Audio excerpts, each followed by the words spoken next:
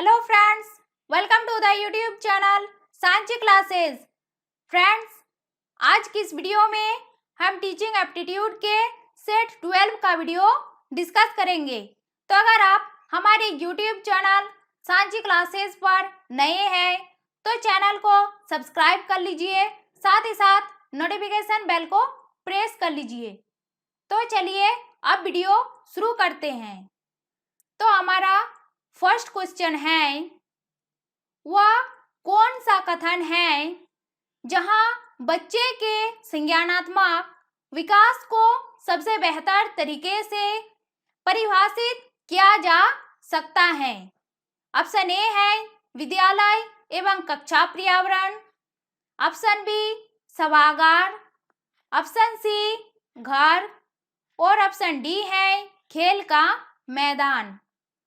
तो विद्यालय एवं कक्षा पर्यावरण के द्वारा ही बच्चे के संज्ञानात्मक अर्थात ज्ञान से संबंधी विकास को सबसे बेहतर तरीके से परिभाषित किया जा सकता है, क्योंकि विद्यालय एवं कक्षा पर्यावरण ही एक ऐसा स्थान है जहां उस शिक्षार्थी को ज्ञान संबंधी आवश्यकताओं और उसकी समस्याओं का निदान किया जा सकता है।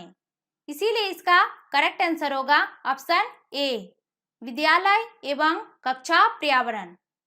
नेक्स्ट क्वेश्चन, बच्चे दुनिया के बारे में अपनी समझ का सृजन करते हैं। इसका श्रेय यहाँ पर रिक्त स्थान दिया हुआ है, उसके बाद लिखा है को जाता है। तो इस रिक्त स्थान पर हमें सही शब्द भरना है। तो ऑप्शन ए है Pavlov, option B Kohlberg, option C Skinner और ऑप्शन डी है पियाजे। तो यहाँ पर इसका करेक्ट आंसर होगा ऑप्शन डी पियाजे।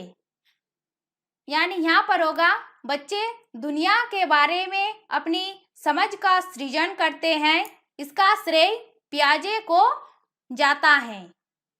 नेक्स्ट क्वेश्चन, एक शिक्षक को अपने विद्यार्थियों की क्षमताओं को समझने का प्रयास करना चाहिए। निम्नलिखित में से कौन सा क्षेत्र इस उद्देश्य के साथ संबंध है? ऑप्शन ए है सामाजिक दर्शन, ऑप्शन बी मीडिया मनोविज्ञान, ऑप्शन सी शिक्षा मनोविज्ञान और ऑप्शन डी है शिक्षा समाज शास्त्र। तो एक शिक्षक को अपने विद्यार्थियों की क्षमताओं को समझने के लिए शिक्षा मनोविज्ञान का प्रयास करना चाहिए। इसीलिए इसका करेक्ट आंसर होगा ऑप्शन सी। नेक्स्ट क्वेश्चन, यहाँ पर एक सेंटेंस दिया हुआ है और इस सेंटेंस में एक रिक्त स्थान दिया हुआ है। तो हमें इस रिक्त स्थान पर सही शब्द भरना है। तो यहाँ पर 4 ऑप्शंस दिया हुआ है। ऑप्शन ए है दूसरों के साथ झगड़ना, ऑप्शन बी अभिव्यक्ति में नवीनता, ऑप्शन सी जिज्ञासा और ऑप्शन डी है सृजनात्मक विचार। तो यहाँ पर इसका करेक्ट आंसर होगा ऑप्शन ए, दूसरों के साथ झगड़ना। यानी हमारा यहाँ पर पूरा सेंटेंस होगा दूसरों के साथ झगड़ना प्रतिभाशाली होने का संकेत नहीं है। नेक्स्ट क्वेश्चन, डिस्लेक्सिया किससे संबंधित है? ऑप्शन ए है गणितीय विकार, ऑप्शन बी पठन विकार, ऑप्शन सी व्यवहार संबंधी विकार और ऑप्शन डी है मानसिक विकार। तो डिस्लेक्सिया पठन विकार से संबंधित है, इसीलिए इसका करेक्ट आंसर होगा ऑप्शन बी, पठन विकार। नेक्स्ट क्वेश्चन, बच्चों की सीखने की प्रक्रिया में माता पिता को, फिर यहाँ पर रिक्त स्थान दिया हुआ है, उसके बाद लिखा है भूमिका निभानी चाहिए। तो ऑप्शन ए है अग्रोन्मुखी, ऑप्शन बी स्वानुभूतिपूर्ण, ऑप्शन सी तटस्थ और ऑप्शन डी है नकारात्मक। तो यहाँ पर इसका करेक्ट आंसर होगा ऑप्शन ए अग्रगोणोमुखी। यानी हमारा पूरा सेंटेंस होगा बच्चों की सीखने की प्रक्रिया में माता पिता को अग्रगोणोमुखी भूमिका निभानी चाहिए। नेक्स्ट क्वेश्चन, विकास कभी न समाप्त होने वाली प्रक्रिया है। यह विचार किससे संबंधित है? ऑप्शन ए है निरंतरता का सिद्धांत, ऑप्शन बी एकीकरण का सिद्धांत, ऑप्शन सी अंत क्रिया का सिद्धांत और ऑप्शन डी है अंत संबंध का सिद्धांत। तो विकास निरंतर चलने वाली प्रक्रिया है जो जन्म से मृत्यु तक निरंतर चलती रहती है तथा उसमें कोई भी विकास आकस्मिक ढंग से नहीं होता बल्कि धीरे धीरे होता है। अतः विकास कभी न समाप्त होने वाली प्रक्रिया है। तो यह विचार निरंतरता का सिद्धांत से संबंधित है, इसीलिए इसका करेक्ट आंसर होगा ऑप्शन ए निरंतरता का सिद्धांत।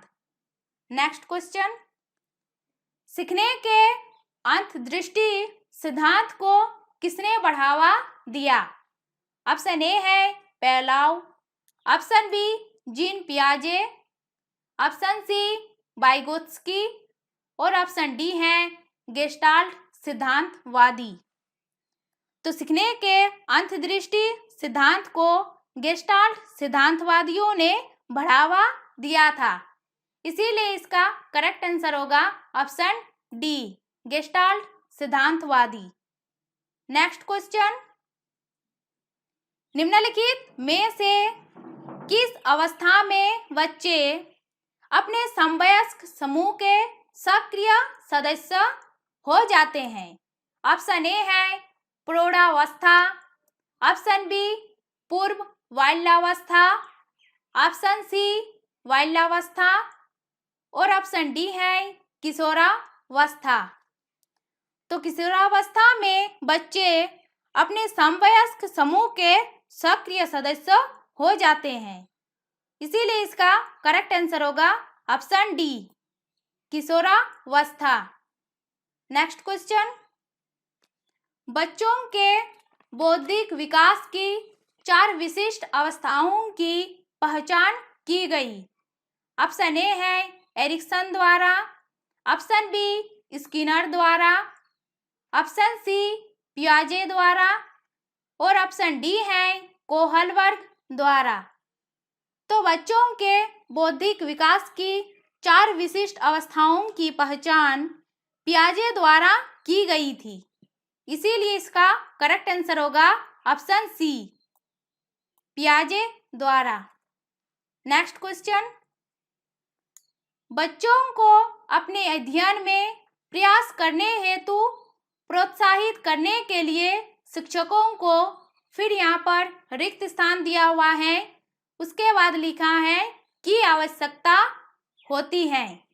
तो ऑप्शन ए है बच्चे को डांटने, ऑप्शन बी बच्चे को नियंत्रण में रखने, ऑप्शन सी अन्य बच्चों के साथ तुलना करने और ऑप्शन डी है बच्चे को प्रेरित करने। तो मैस्लो के अनुसार कार्य करने के लिए अभिप्रेरणा की अनिवार्य आवश्यकता है। अतः बच्चों को अपने अध्ययन में प्रयास करने हेतु बच्चों को प्रेरित करने की आवश्यकता है, इसीलिए इसका करेक्ट आंसर होगा ऑप्शन डी। यानी हमारा यहाँ पर इस रिक्त स्थान पर भराएगा बच्चे को प्रेरित करना। नेक्स्ट क्वेश्चन, समाजीकरण की प्रक्रिया में शामिल नहीं है। ऑप्शन ए है कौशलों का अर्जन, ऑप्शन बी मूल्यों और विश्वासों का अर्जन, ऑप्शन सी आनुवंशिक संचरण और ऑप्शन डी है एक संस्कृति की रीतियों और मानदंडों को सीखना। तो समाजीकरण की प्रक्रिया में मूल्यों, विश्वासों, कौशलों का अर्जन शामिल किया जाता है। रीति रिवाज, मानदंड भी समाजीकरण के अंतर्गत आते हैं, परंतु आनुवंशिक संचरण को समाजीकरण में शामिल नहीं करते हैं। इसीलिए इसका करेक्ट आंसर होगा ऑप्शन सी, आनुवंशिक संचरण।